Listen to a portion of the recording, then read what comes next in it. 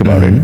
Somebody who wants to keep his team happy, keep his clients happy, and his family happy, essentially is creating a legacy. Yeah. He's creating it on a foundation of good values, good principles, a mission and a vision statement in the business that is allowing every stakeholder to enjoy and benefit from it.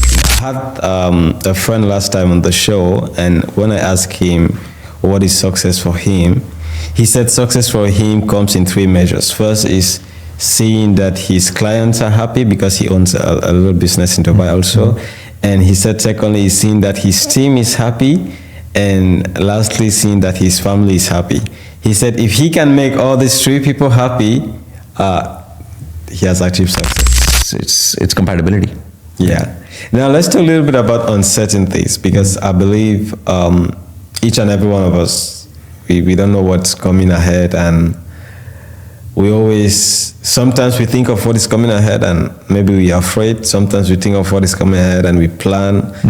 Sometimes we think of, like, 2025 is coming now, someone is thinking, oh, how is it gonna be, or how, like, uncertainties. Everyone is like afraid of the future. Some people are happy of the future. Some people thinking that uncertainties, maybe with technology, is going to take their jobs away, something like that. So how do you approach uncertainties, maybe in your business? Uncertainty has always been there. This is not anything new. When a printer or a fax machine was established, everyone thought courier businesses would go out.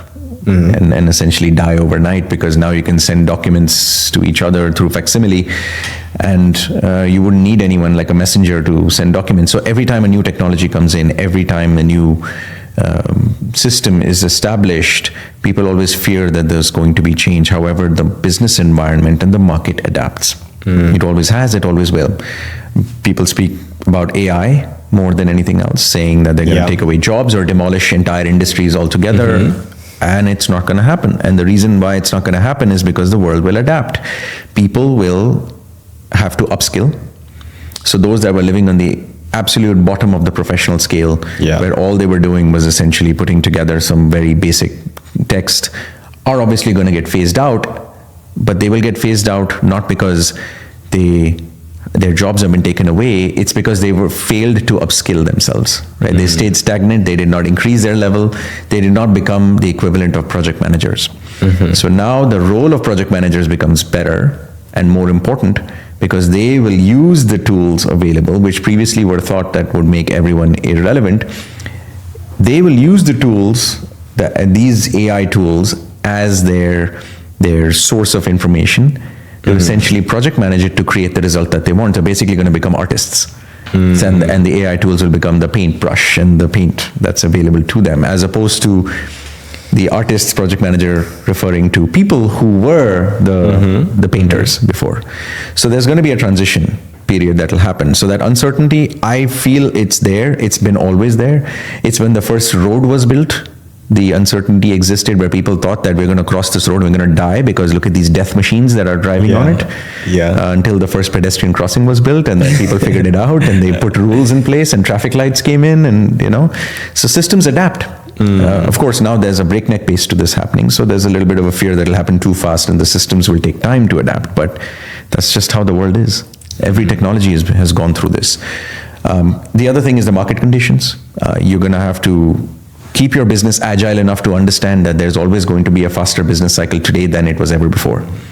Next year, it's going to be even faster than the last year. And then the year after that, it's going to be even faster. So where we saw 4-year or 5-year business cycles, the sinusoidal up and downs, the crest and the troughs, now you might see it in 2 years. Now you might see it in 1 year. So your focus should almost always be how to manage the uncertainty, rather than to just get frozen under the fear of what's going to come from it.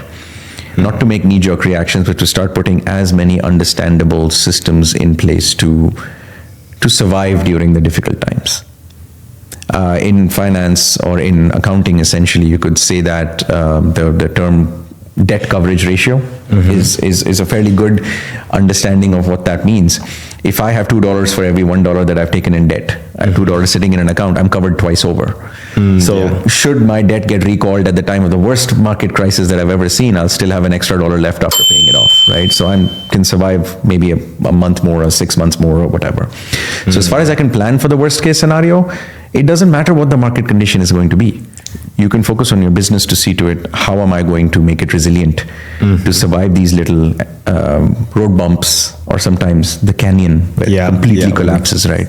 Yeah. And our core scaffolding business essentially built those systems in place. It made itself ridiculously agile. So when the market is tough and tight, we don't really need to let anyone go. We need to do nothing. We just have to scale down our operations, maintain our people in place, hold on to our clients, give them extra service, wait to run that period through of this difficult time, so to speak, the business environment being tough. And before you know it, you're right back and ready to go. So it's about surviving in the trough. You know, you can take care of it here, you can take care of it anytime. And that is interesting. So it's all about planning and adapting. Planning and adapting. Be agile as much as you can. Be ready to pivot as fast as possible. Now, pivot does not mean change your entire business model, but be ready. As soon as something goes wrong in the market or the trouble signs are coming, instead of freaking out, be like, this is what I'm going to move into. This is how I'm going to manage this particular situation. If it happens, I'm ready. If it doesn't happen, I'm ready. So that is interesting. You also said something now about finances that I thought it's really interesting in business. And I just want to ask you, how do you approach maybe financial planning and maybe budgeting in your business right now? So there's two ways to do that, and we never used to do it as we should. We've only recently started doing it, where we, as a traditional business, get our annual audits done. As an annual audit, you have a look back. Right, you look backwards, okay, this is what we've done, hopefully we'll do something similar or better in the following year. Now that's a retrospective way of doing things, right? You look back and you figure it out, right? What about foresight? Businesses don't have foresight. And what about agility that I keep speaking about?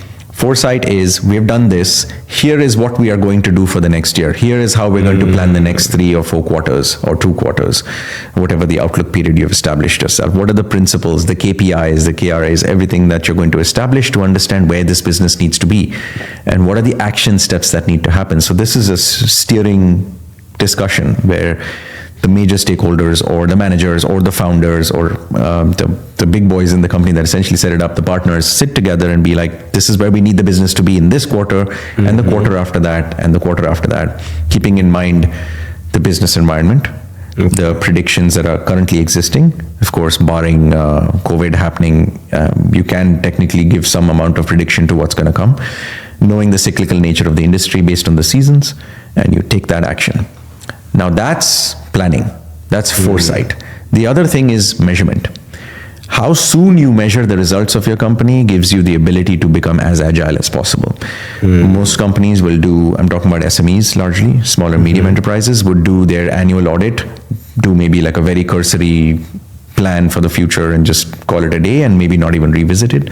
Now imagine if you can set a system of doing audits on a monthly basis.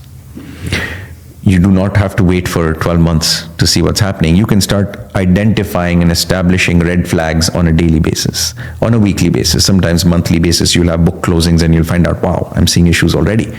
So why wait for the 12th month? 12 months, yeah. Right. Why even wait for 6 months if you're doing a half-yearly audit? You have 1 month. In 30 days, I found out what my problem is. This trajectory doesn't look good. Let me start working on it. Now, this is how soon you measure is how soon you can action it. And oftentimes, this is a function of your systems. Do you have a better ERP software in place? Do you have something that can actually have those triggers built in that gives you a red flag when it starts showing, oh, your debt's kind of going up, your coverage ratio is dropping, you're unable to cover your debt, or your receivables or payables are out of whack. So it's a function of the systems that you've put into place. That is really interesting.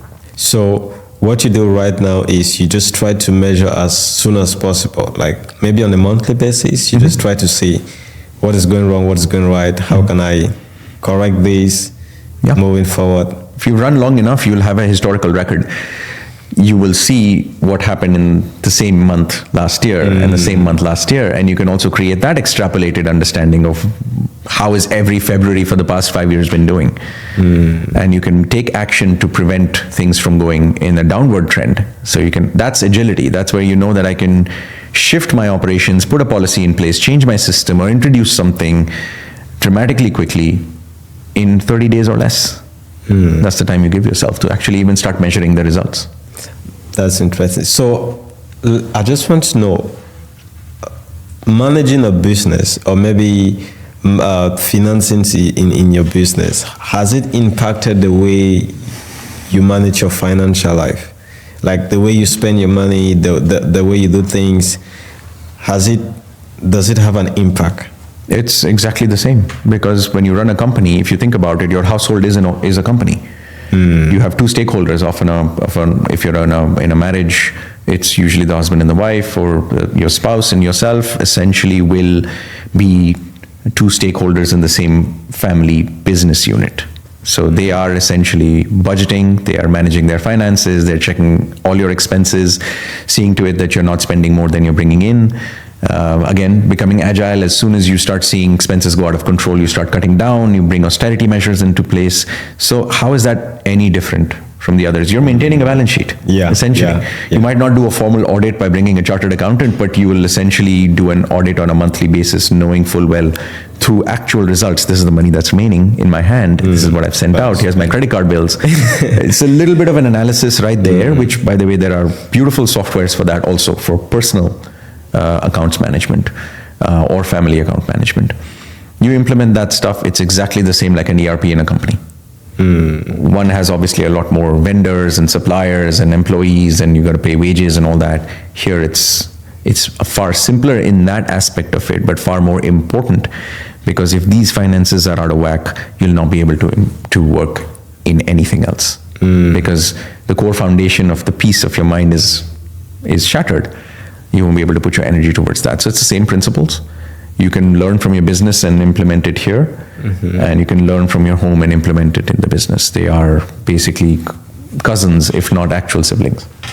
So what are one of those software that we can use to maybe manage our finances personally? There's quite a few.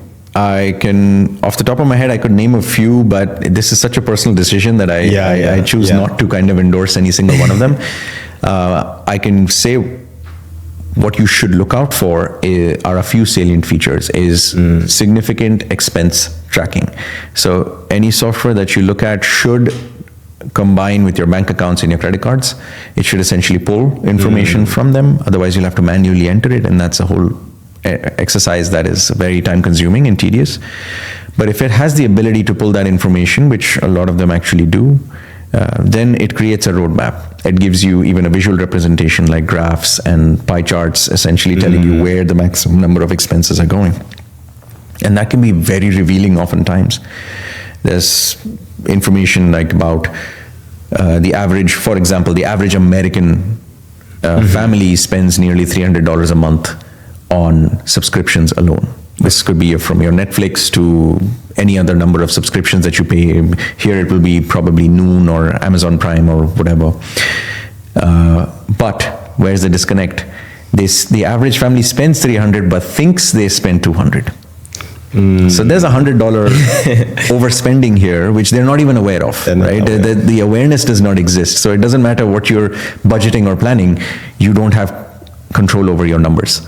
So the idea would be that you should have your bank accounts, your credit cards linked to this app or software on your phone that can manage your personal finances, and at least you should get clarity. So as soon as you have garbage information, that's garbage in, it's garbage out. You will get bad results, right? So first is information collection should be accurate. Then it gives you an image. It allows you to take active action, and with your spouse, your partner, or whoever, you can plan better. That is interesting. Now let's talk a little bit about goal setting. How do you approach goal setting in your business? How do you set goals? That depends on with time, right? So previously goal setting was set a lofty goal and keep trudging along and pushing as much as you can to see whether you can get it. But it took me a very long time to basically not only understand but implement the 1% rule. And that's essentially taking a very lofty goal, or what that ultimate successful finality is going to be, and breaking it down into 1% incremental milestones. And as boring, as inconsequential it may seem, it was only when I've learned this 10 years later from when I started, that I realized that the end goal absolutely means nothing because it's a moving goalpost. So as soon as you're approaching the end, now it seems like it's almost attainable, so something better is on there. So you find out what that goal is, break it down into little tiny bits and pieces, and then every day, every week, every month, depending on what that goal is, you do that little bit of incremental growth and keep measuring that I've done the incremental growth. Your goalpost may move, and where that 100% was might be 1,000 now. But when you look back and measure at certain points, I'm like, well, I'm already 40% up, which was zero a while back. So I'm better regardless. I'm definitely doing better. So it's about that goal setting should be attainable, achievable, lofty.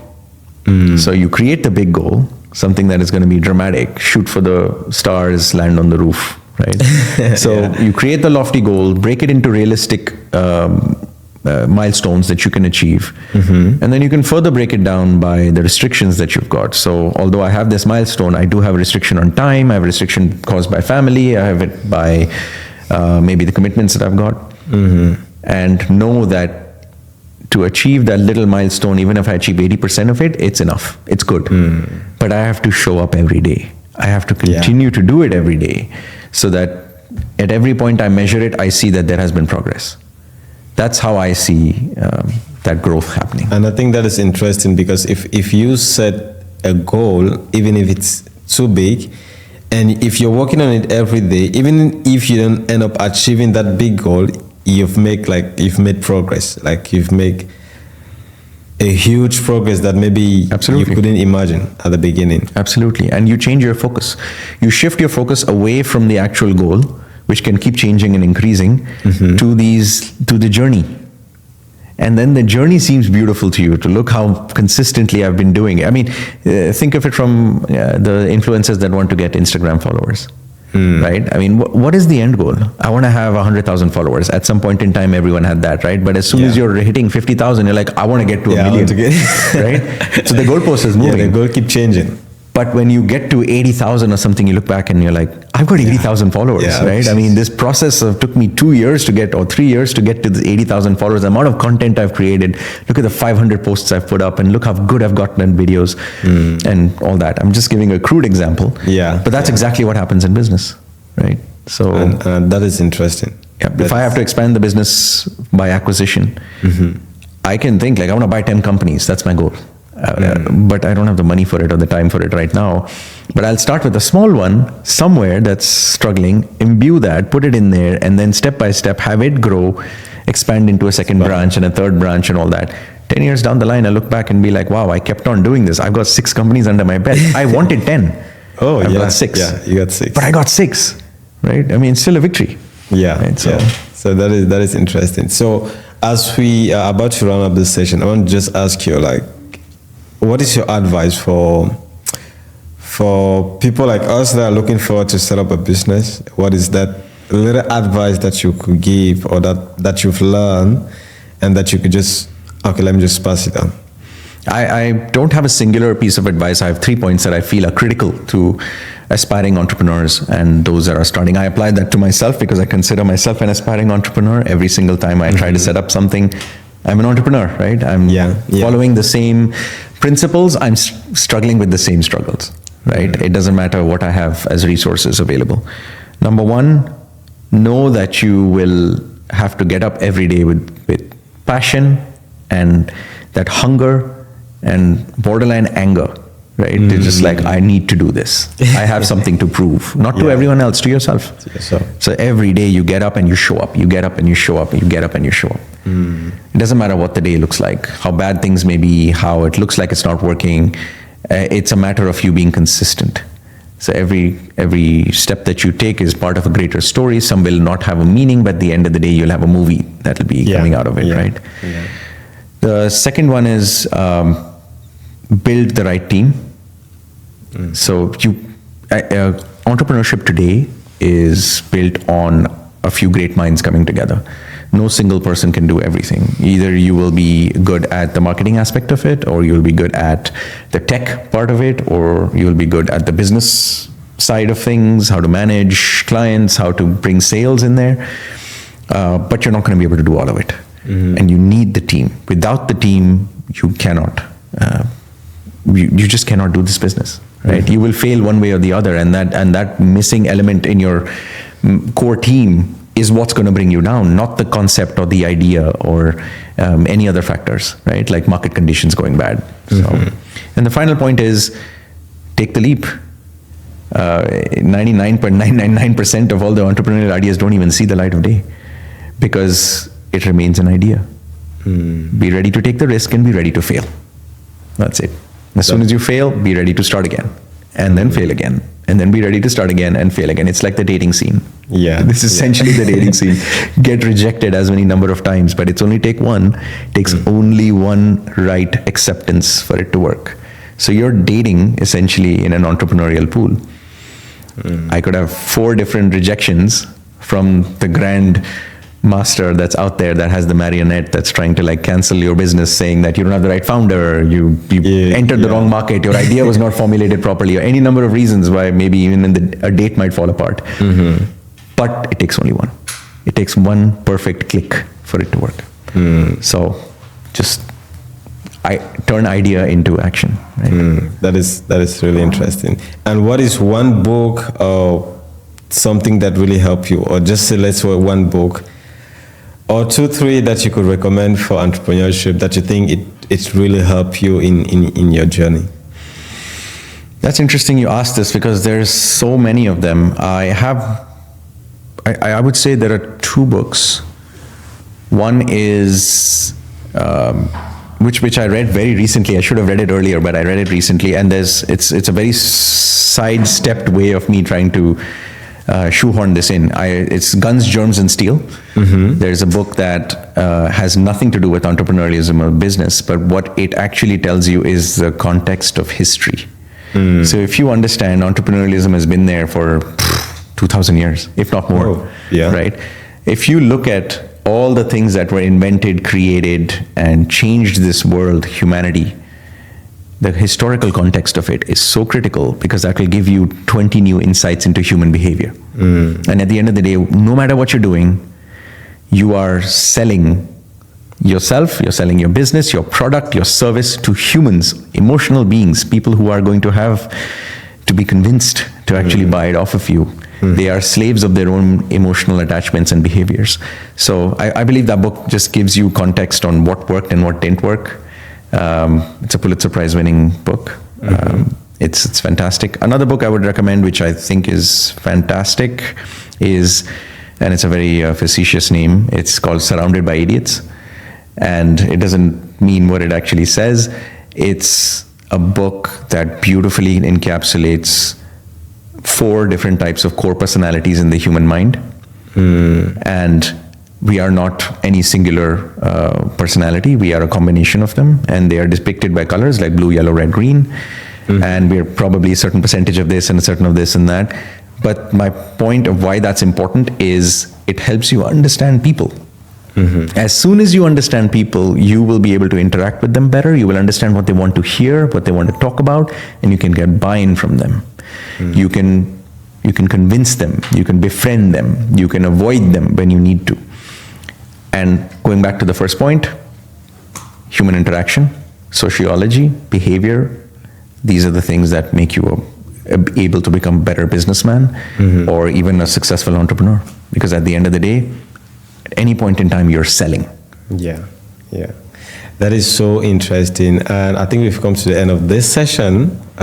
We still have a lot more to talk, but I think we can do another one some other day. Absolutely. It's really interesting. And I just want to say thank you for being here, and thank you for giving us a wealth of wisdom, because I think this is really interesting. No, it's my pleasure, honestly. And I'm going to go and rewatch the podcast myself and probably take some notes from all what we've discussed today, because I think it was really interesting.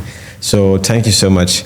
Thank you for having me. Yeah, so guys, we've come to the end of this session of our podcast. If you want to, or if you're interested in contents like this, then you can follow and subscribe for more videos, and see you in the next podcast show. Thank you very much. Thank you.